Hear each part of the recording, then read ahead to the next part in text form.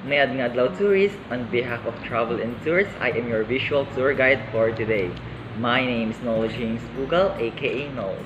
And now, we are all going to discover the captivating beauty of the City of Smiles, Bacolod City.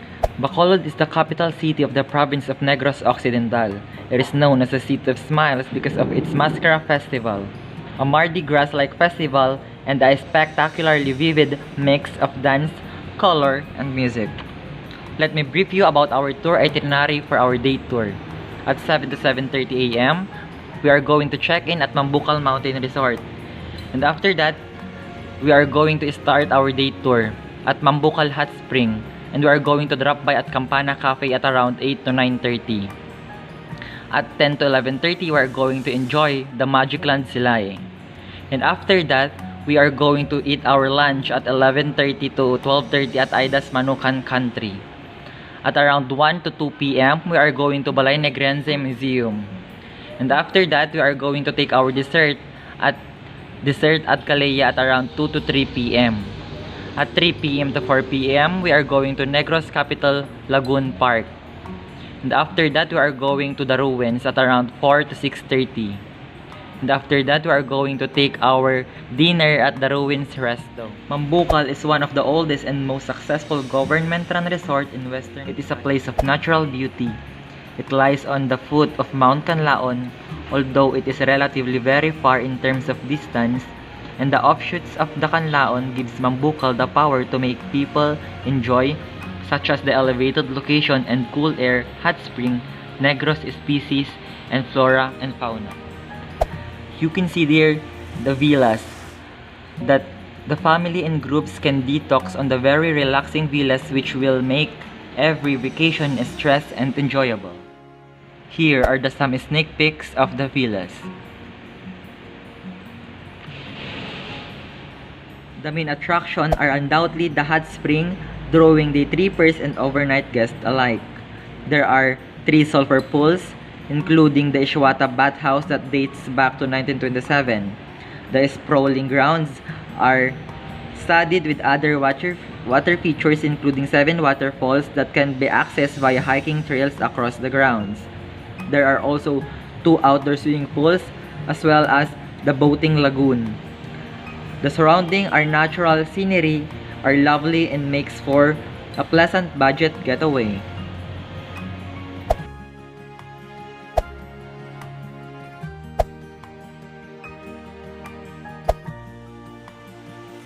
After that, we are going to Campana Cafe.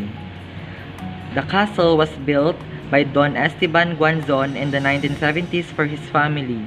He enjoyed having his kids and their friends come over and play in the castle and in the grounds that he created. Campana Cafe is set inside the main house structure. There are plenty of tables and chairs, and the place has an old Philippine house atmosphere. It felt like you are visiting your grandmother's house. The wood and the floor is reminiscent of that period. Here are the glimpses of the Campana Cafe.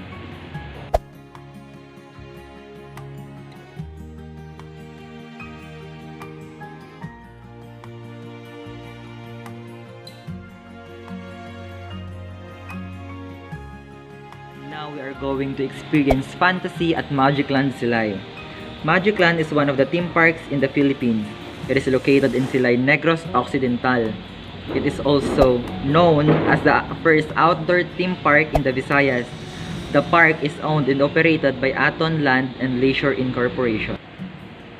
The theme park was founded by Attorney Simplicio Palanca, the chairman of the board of Aton Land and Leisure Incorporation. Palanca was known as the Mr. Showman in the province on account of his taste in predilection towards the entertainment. Palanca owned theaters before. It was his dream to establish the theme park to give happiness and entertainment to the Negronsanos. Consequently, Ronaldo Bantog, president of the Aton Land and Leisure Incorporation, former 3rd District Representative Ivy Benitez, Willie Au, and others helped Palanca to build the first Filipino theme park in the country. The park and layout and design. The theme of Magic Land is based on Negros folklore and legend, adapting the legend of Bakunawa, the moon-eating dragon, to make it modern and fun, while bearing respect to local culture. The park has 3 theme zones, namely the Magical Zone, Mystical Zone, and Cultural Zone. The Magical Zone is designed to cater younger generation with 6 rides installed, specifically the Crazy Surf, Magic Bike, Smasher Cars, Happy Swing, Mount Canlaon, and Magic Land Express. On the other hand, the Mystical Zone is designed to cater thrill seekers, with 4 rides installed, specifically the Disco, Sky Tower, Family Swinger, and Crazy Trail. Lastly, the Cultural Zone is designed to cater jingoistic people, with 2 rides installed, specifically the Silay-Ay and Fantasy Carousel. The Aton Land and Leisure Incorporation plans to have a lifestyle and commercial buildings, residential area, theaters, and additional new zones soon.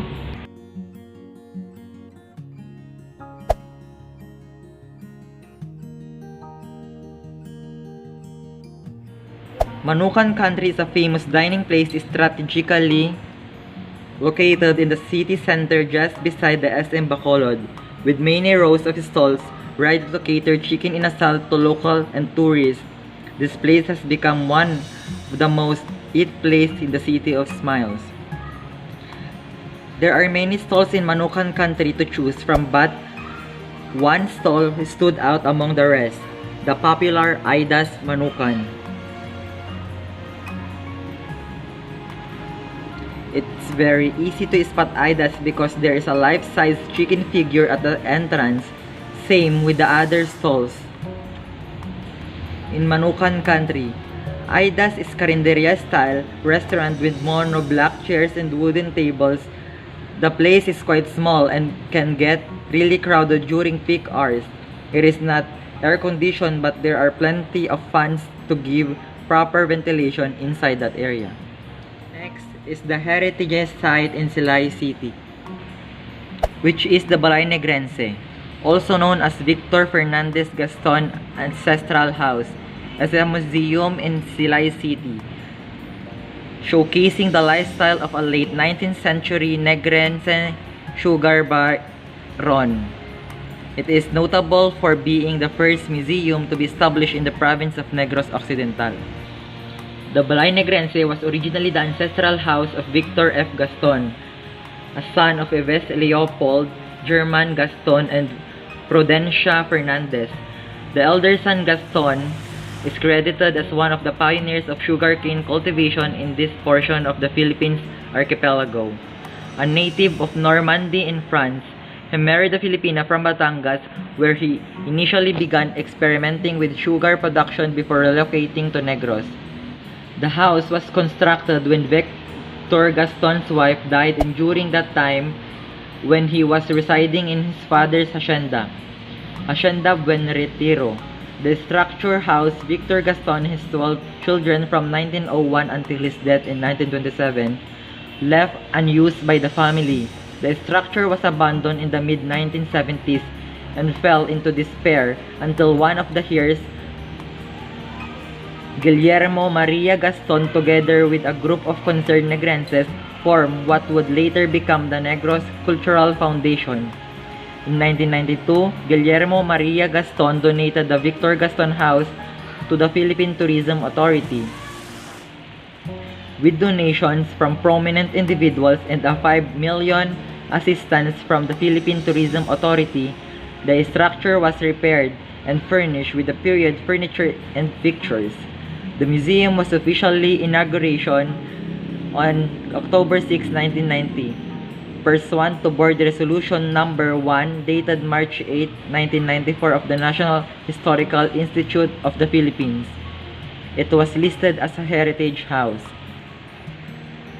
The house is of the type called Bahay na Bato, literally house of stone. However, reflecting American colonial influences, the lower story is not constructed of stone but of concrete. The foundation posts are made of trunks, of the baluyong tree, a local hardwood. The floorboards are for the same material. The house upper story is constructed of wood top with a roof of galvanized iron instead of tile, reflecting the 19th century trend that started in Manila owing to a rule discouraging the use of tiles in favor of them. Novel hero as roofing material in the aftermath of the 1880 Luzon earthquakes. The house has a 4-meter high ceiling and large windows with ventanillas, a smaller window beneath the large window with sliding panettes that can be opened to admit the wind. The lower story itself is elevated from ground level by a meter-high crawl space, allowing the wooden foundation to be aired, preventing dampness from rotting the wood.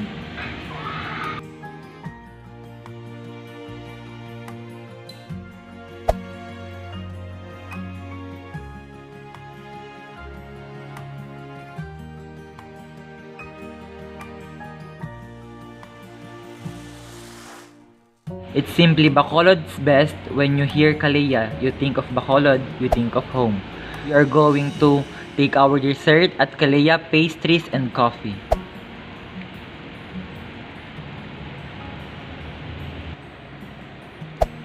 Kaleya is the best go-to place if you want to try some Bacolod original delectable dessert. Too delicious, it feels almost sinful.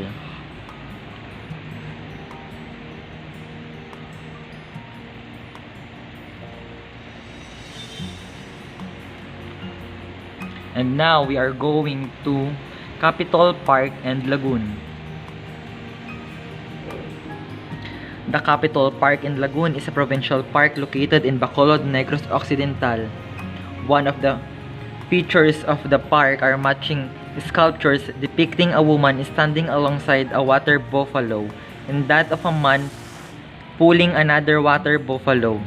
These sculptures are located in the northern and southern ends of the lagoon. These figures were executed by Italian sculptor Francesco Riccardo Monte, who also did the sculpture of the Metropolitan Manila. And the University of the Philippines Visayas Iloilo campus, Guillermo Tolentino, also contributed as a sculptor of the figures.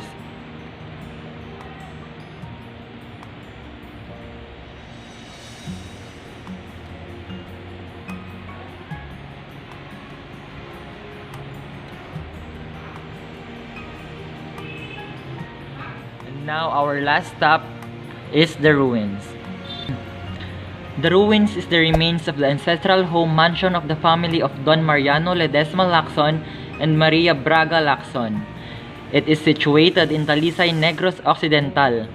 The mansion was built in early 1990s and inspired by Italian architecture. The ruins was the ancestral mansion of the family of wealthy sugar baron Don Mariano Ledesma Lacson, built on a 4-hectare sugar plantation in Talisay City, Negros Occidental in the early 1990s in memory of his Portuguese wife, Maria Braga Lacson, who died during the birth of their 11th child. During World War II, Filipino guerrillas burned it down as a countermeasure to prevent the invading Japanese forces from using it as a military office. It burned for 3 straight days. The architecture was inspired in Italianate architecture. The ruins is an example of brilliant architecture located on a sugar plantation in the Negros Occidental province of the Philippines. World War II Filipinos guerrillas employed by the U.S. Armed Forces intentionally set the building on the fire in order to prevent invading Japanese forces from being able to use the building as a headquarters. The intention was to turn it to the ground. Its currently status are very mesmerizing. It is known as variously as the Taj Mahal of Talisay, Taj Mahal of Negros, and Taj Mahal of the Philippines. It is the private ownership of the great-grandchildren of Don Mariano Ledesma Lacson and Cora Maria Osoria Braga. They have preserved it and its ruined states amidst operational farmland as a tourist attraction that can be visited for a free or hired for events. It is open daily visitor from 8 a.m. to 8 p.m. for a small entrance fee of 100 for adults, 50 pesos for students, and 20 for children.